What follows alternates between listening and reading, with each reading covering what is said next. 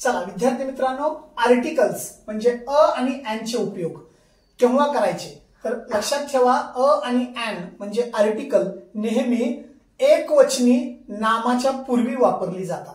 मग अ कधी वापरायचं आणि एन कधी वापरायचा? जो एकवचनी शब्दाची सुरुवात काय म्हणते बघा, ज्या एकवचनी शब्दाची सुरुवात अ आ इ ई उ यू ए ओ औ अम आहा ए आणि अ या साऊंडने होते, या उच्चाराने होते। म्हणजे तुम्हाला ए ई आय ओ यू हे इंग्रजीतले उच्चार न लक्षात ठेवता तुम्ही त्या शब्दाची सुरुवात या मराठीतील स्वराच्या उच्चाराने होते का पहा।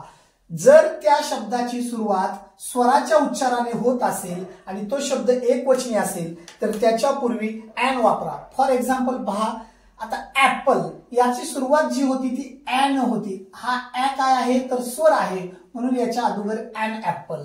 अँट याची ही सुरुवात ए या स्वराने होते, म्हणून याच्याही अगोदर एन वापरा। एलिफंट याची सुरुवात एन होती, ए काय आहे स्वर आहे, म्हणून याच्याही आधी एन वापरा। ऑक्स याची सुरुवात अ काय आहे स्वर आहे, म्हणून याच्याही आधी एन वापरा। अम्ब्रेला सुरुवात काय होते अ न होते, अ काय आहे स्वर आहे, म्हणून याच्याही आधी एन वापरा। म्हणजे ज्या एकवचनी नामाची सुरुवात अ आ इ ई उ ए ओ औ अम आहा ए आणि वा या उच्चाराने होते। उच्चार महत्वाचा आहे, म्हणजे ऑवेल साऊंडने होते।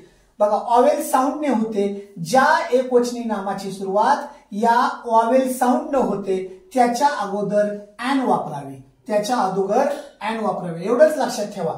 आणि जर हे स्वर सोडून राहिलेल्या शब्दांनी म्हणजे व्यंजनांनी जर एकवचनी नामाची सुरुवात होत असेल तर अ वापरा। आता बुक ब काय आहे हे कॉन्सोनंट व्यंजन आहे, म्हणून अ बुक। पेन प काय आहे कॉन्सोनंट व्यंजन आहे, म्हणून अ पेन। ट्री ट काय आहे कॉन्सोनंट व्यंजन आहे, म्हणून अ ट्री।